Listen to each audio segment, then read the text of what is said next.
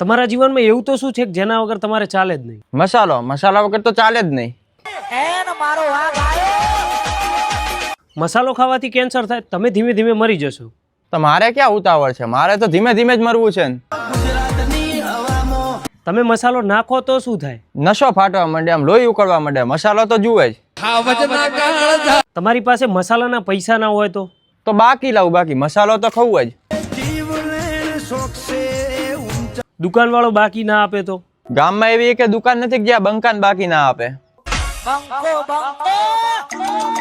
તમારું બૈરું મસાલો મૂકવાનું કહેતો તો મૂકી દઉં બૈરાને. તમારા પપ્પા તમને મસાલો મૂકવાનું કહેતો તો ભાઈ મસાલો જ મૂકવો પડે, નકર મારો બાપ મને મૂકી દે. તો હવે આ વિડીયો સૌથી પહેલા તમારા પપ્પા જોડે જશે.